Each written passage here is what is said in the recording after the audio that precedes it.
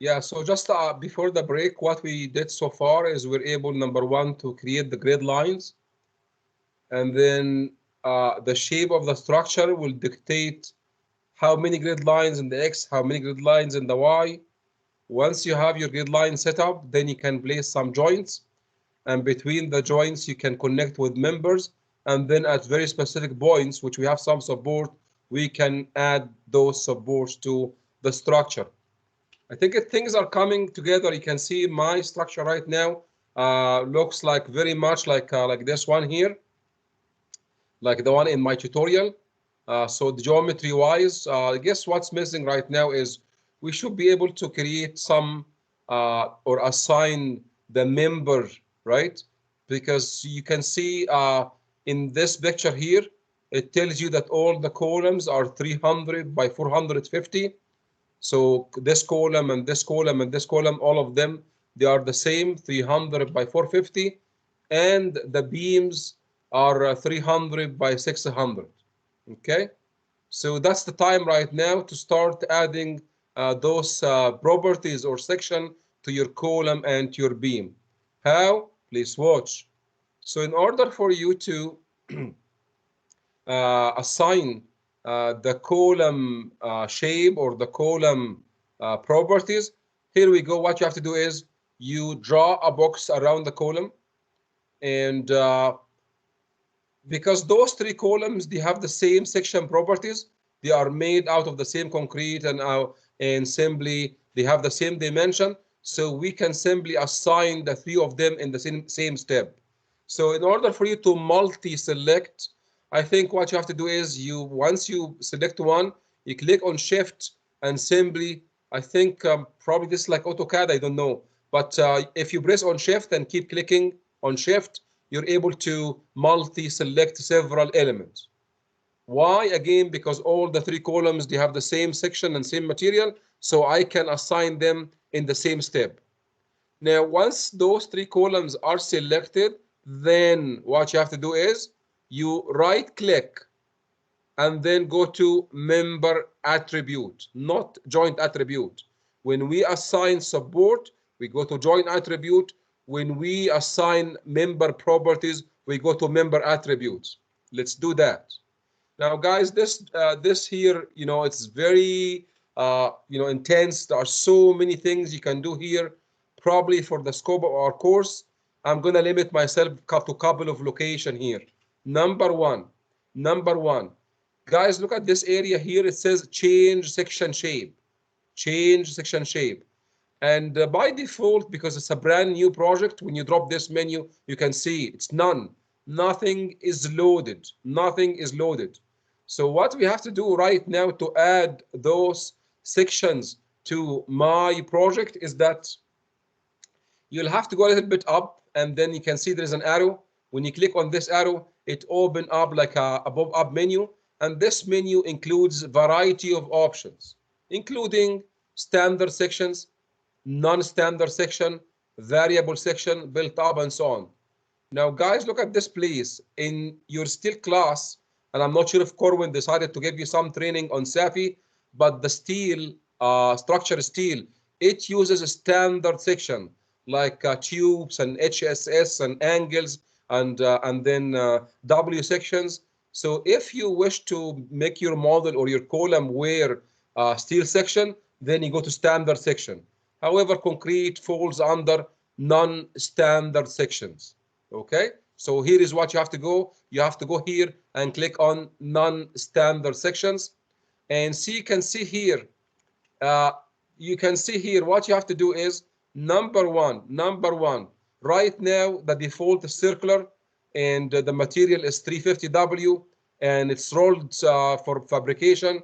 So, guys, this is not really concrete. So what you have to do, number one, is you click on here, and the menu will drop and gives you like so many options for the shape.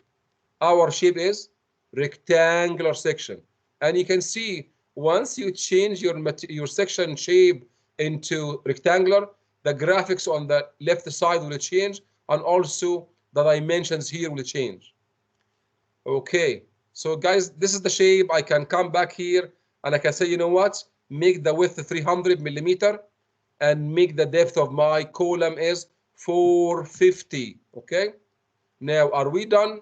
Unfortunately, we're not done yet, because simply what you have to do is the material so far is 350W, and this one is a steel material. So what you have to do is you need to drop this menu and pick something concrete. There are some predefined. You don't have to create them from scratch. So there are some predefined materials here. Concrete 20 MPa, 25 and 30. If you go back to our tutorial, I'm trying to make my column from 30 MPa. This information here, you can find it in my tutorial. So if you pick the 30 MPa, you know now you have chosen the material. Something you have to do with, which is section name. We assign section for this kind of combination, like 300 by 450, and it's made out of concrete 30 MPa. We need to assign a name. I'm going to show you right now how I do it myself. So typically that's what I do. Because it's a column, I use letter C and I say 300 times 450. You can see the name is very descriptive because it tells you it's a column section and it's 300 by 450. Guess what? That's what you have to do, and you say add. Now, you can simply go ahead right now and close and assign this one. But since we are at this location, I can simply create the section for the beam as well on the same time. Okay, so I can go ahead and I can say, you know what? My beam is 300 by 600. So I'm creating another section, and it's still made out of concrete 30 MPa. However, I will call it a different name. I'm going to call it beam. So letter B, 300 by 600. I'm going to say one more time, I will say add. Do I have more sections? I don't need to create any other sections, because simply all the beams are 300 by 600. All the columns are 300 by 450. I'm done with this window. I close it. And now go back to shape. If you drop this menu, you can see it is now loaded with the two sections that you have just made. Not like before. Like 2 minutes ago, it's empty, it's none. It means there is nothing you can assign. Guys, look at this. Remember that we are right now, don't forget that we're trying to assign a section for my columns. So don't forget, you need to come back here and click on this one here, because simply without this step, it means there is nothing was assigned to my column. Now you're done. So what you have to do is click here and hit enter. And when you check the graphics on your screen, there is something new. So you can see this yellow dash. It tells you that you have assigned your column a section. Now let's move on to assigning my beams a section. Please watch me. So I'm going to draw here a box around my beams, which means, look at this, my beams are blue, they are bolded, and it means they are selected. Next is, you go back here, you right click, you say member attribute, member attributes.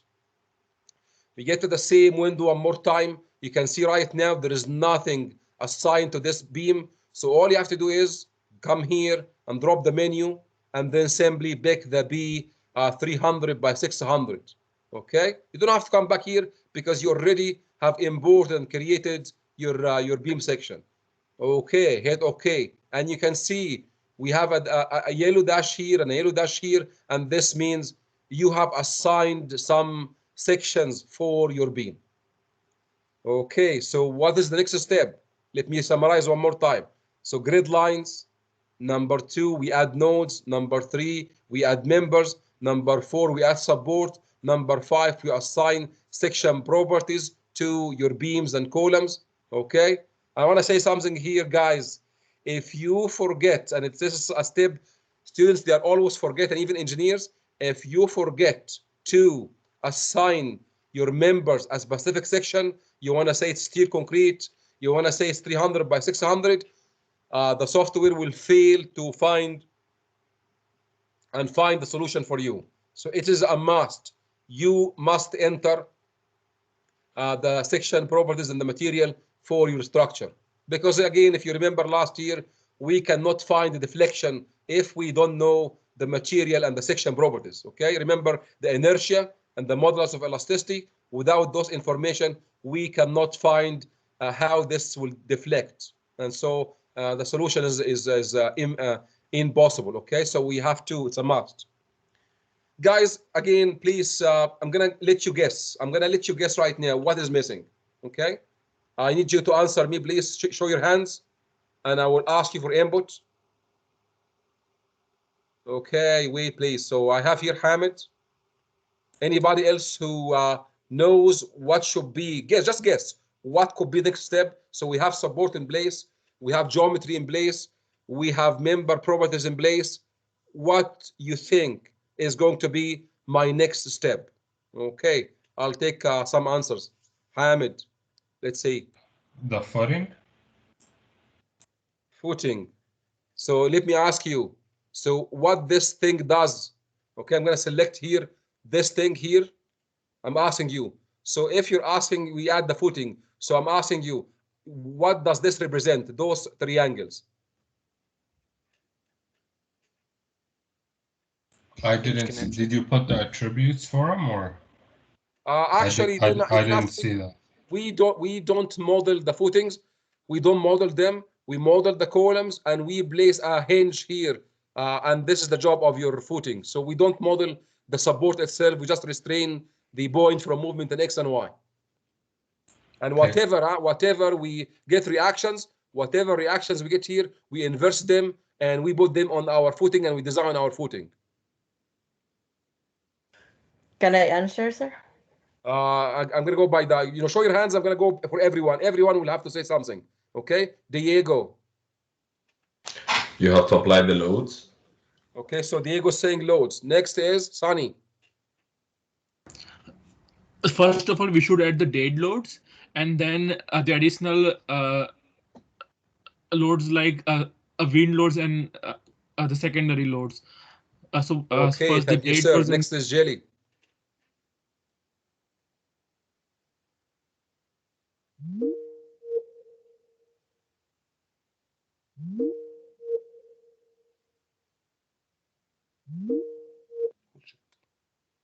Hello, Jelly?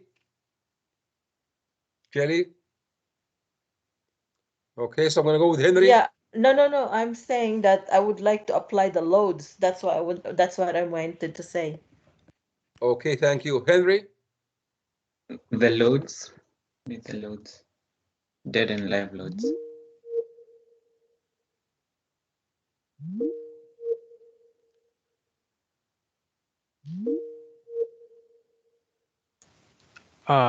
Are you seeing this hold on, Tahir?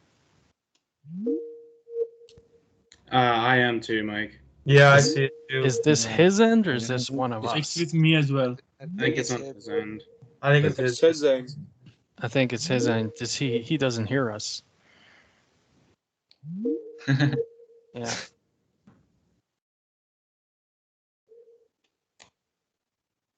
Henry?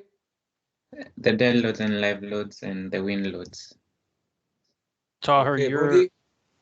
sorry to interrupt. You're aware that you're having connectivity issues at this moment? Yes, I did. I just changed myself from one network. I have like several network in my house here. So I moved from to a stronger signal. So hopefully this is not going to happen today again. Okay, we're just letting you know you're coming in and out. Oh, yeah. Thank you so much. Appreciate that. So, Brody? Are you looking to calculate your loads and find them out? The maximum or worst one? I mean, the loads are calculated. So the loads are here already and they are estimated. You can see here, those are the loads. So I know in my class, I'm going to teach you on how to estimate in details, how to find these numbers. But for now, those numbers are estimated. So I guess you meant we need to take them and apply them to my structure, because you can see my model right now doesn't say anything about the loads. You agree? Yes. Okay. So you guys, I'm having some issues with this continuity, like a connectivity to my software. Okay, so it's kind of connected now. I guess what I need to do is save. I need to save my file. So I'm going to come to my desktop. I'm going to say ME. I'm going to say save. And then I guess what I need to do is just to quit, and then come back here and then restart my software because I lost the connection. So it's going to take us a second and we should be on our way.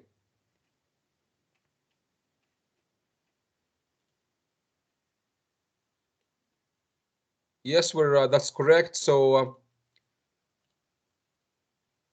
guys, look at this, please. As I said before, the software right now, we have the geometry, we have the mixed section properties, and I guess all what you guys said so far is right. So really, we want to apply the loads on the structure.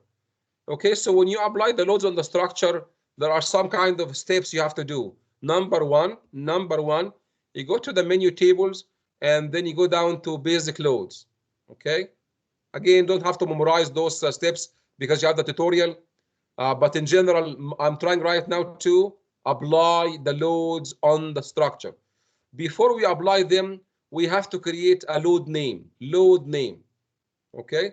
So for example, I'm going to say, you know what, if you look back to my tutorial, I have here 1, 2, 3, and 4. We have 1, 2, 3, and 4. And that's why in this picture here, I need to create 4 different loads. I'm going to call number 1 dead. And the type of the load is simply dead load. I'm going to say here live. I'm going to say here, this is the type of the load is live load. I'm going to say here wind left. I'm going to say here the type of this load is falls under wind. And then finally, it's going to come here. I'm going to say wind right. And the type of this load is it belongs to the wind. I know some of you will say, okay, Tahir, you know why you're saying dead is dead? Why is that? Watch this. So for example, there could be here furniture. Sorry, furniture. And then the furniture is, we think about furniture is as dead load. Okay, so hopefully you understand the difference between the load name and the nature of the load. Okay, so this is on the left side here. This is the name of the load, and this is the nature of the load. Okay, so once you do that, so that's your first step. You have to create, at this point of time, you create a load name. Okay. Remember, so far there is no 15, there is no 10, there is no 6, there is no value so far. Okay. So now you can do that. After you create a load name, now you can start applying the loads under a specific load name. Guys, let me remind you before I do it on this model. So what happens here across your beam? So the entire roof beam will have dead load of 15 and it will have live load of 6 kilonewton per meter. Let's do it. Again, number one, you have to click on your keyboard with letter S. And because you're trying to select some beams, so I'm going to draw a box around my beams. Why I'm doing this? Because later on, I will assign those beams some loads. So number one is a selection. Then you follow by right click. And you can see if you go all the way down, there is one item called the loads. And if you go, it will be member loads. Now, when you get to your member loads, what you have to do is number one, you drop this menu and you will see the name loads that I have created a minute ago. Dead, live, wind left, wind right. So you have to pick the dead. Next is the value of this dead load. Guys, remember the value was 15. Dead load was 15. Now here is the tricky part and it's confusing part and sometimes causes error. Now we have a force in the X and force in the Y. When I place the 15, should I place it in here or in there? What do you think? Y. You should place Thank it you. in the Why is, thank you for Jerry, and I'm not sure who is the second person. Dominic. Thank you, Dominic. Why? Because look at this. Guys, your software has already a coordinate system. It is drawn at the bottom left corner where the X is in blue pointing to the right, and then Y is pointing up in green, and Z is perpendicular to my face.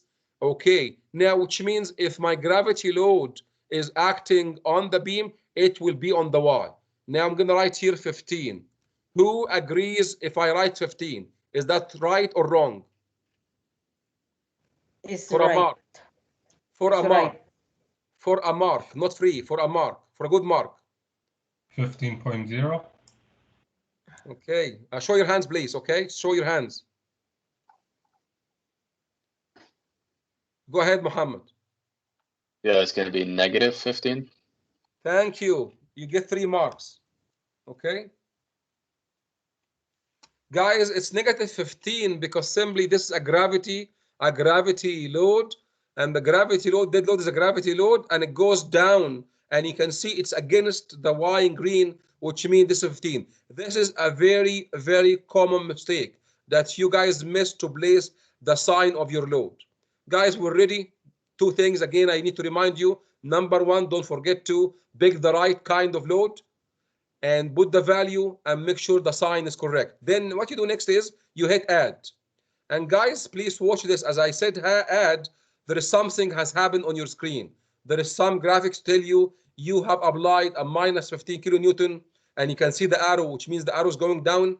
If you have done by mistake, your arrows will be going up. Okay. Now remember the same roof beam, same roof beam will have another kind of load which is not dead. I have to drop here the menu to live, and then I go back here and I say 6 because it has 15 dead and then 6 live.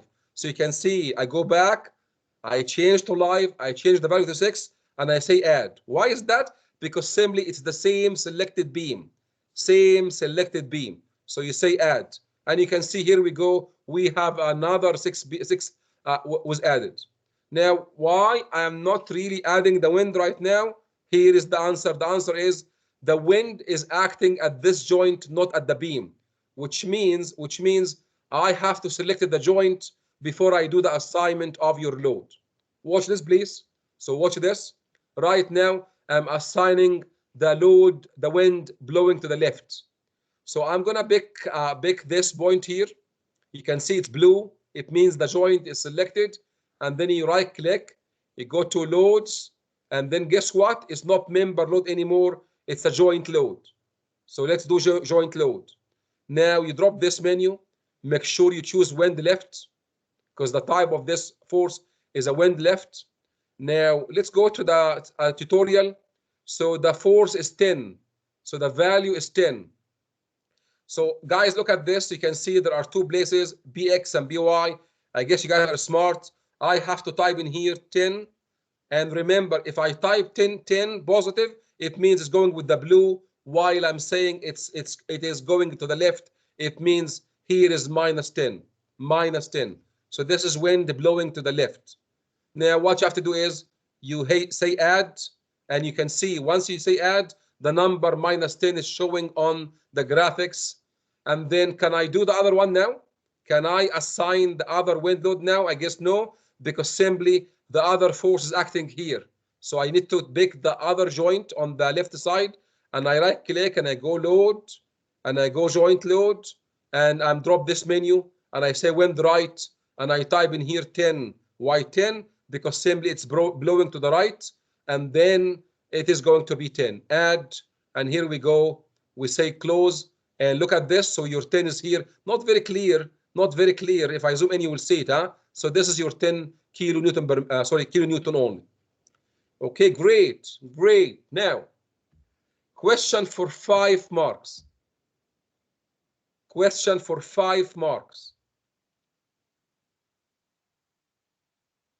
Jelly, do you know the answer before the question? Okay, great. No, I wanted to ask question, not to answer your question. I'll answer the question shortly, shortly. Because guys, we're very close to the end, so I don't want to go to the last minute.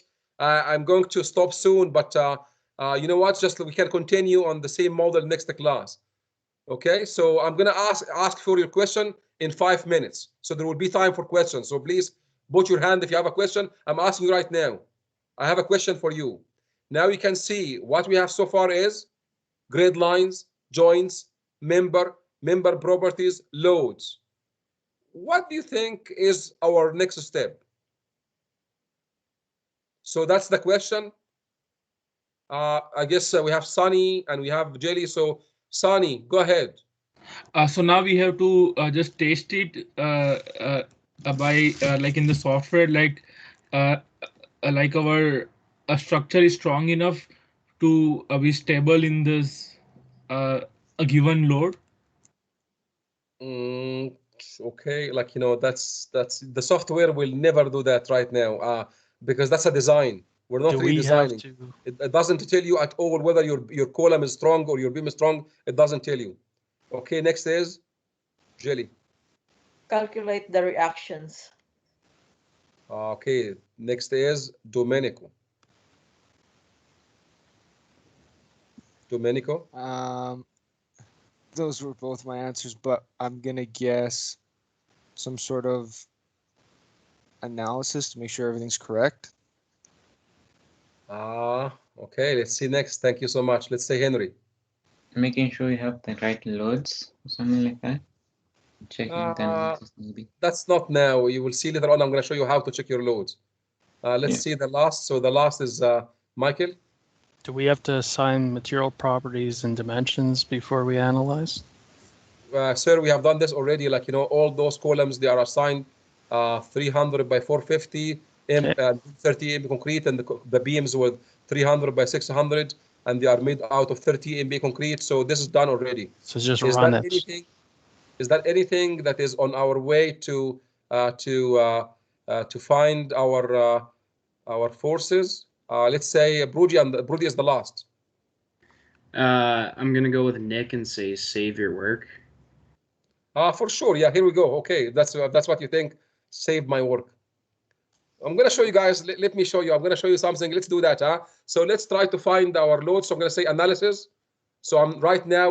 We think, all of us, we think, everything is ready. So it means we are able. We ask the software, okay, go ahead, find for me reactions and bending moment and shear, and let's see what happens. Okay. So run. Load combinations. Who said that? Me, Dominic.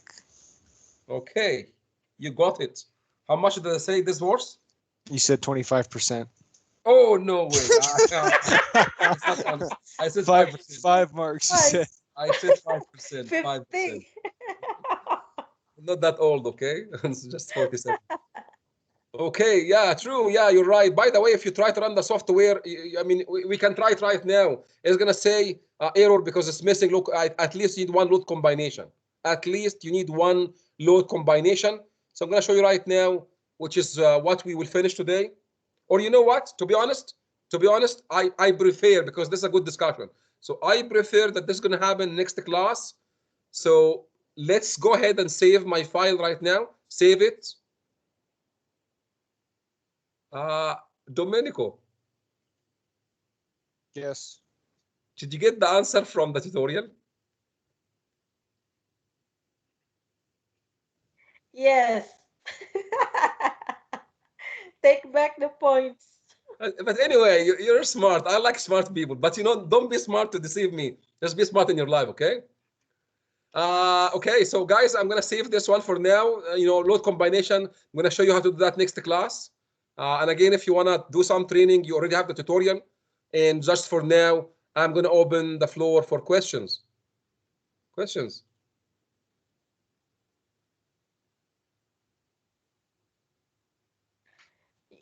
Yeah, sir. I'm just wondering. Hello? I'm hearing you. Yeah, I hear you. Okay. Yeah, I'm just wondering why, in terms of the wind load, why did you point it only at the joints? How come you did not make it a distributed load of the column? Really good question. Really good question. So guys, look at this. So Julie has a question. She is challenging me, okay? But I will answer, okay? I will answer this question. Guys, when it comes to the wind load, so Julie is asking me why you don't apply here a uniform load going on this column or into this column. Guys, the answer is really, it could be one way or the other. It depends on how you frame your wall. It depends on how you frame the wall. If the wall is framed with a horizontal, let's say something that spans horizontally between the frames. So I'm going to go back maybe to my Revit model. So guys, if I go back here, okay, so let's say I have some wall system, and the wall system is spanning horizontally between the columns. So yeah, you're right. When the wind hits the wall, the loads will go as uniform load into your column. However, what happens if your wall system is framed and the column is kind of away from your wall? So what happens is your wall will span vertically, and then we'll add a point load at the top level. So really, it could be this way or the other way.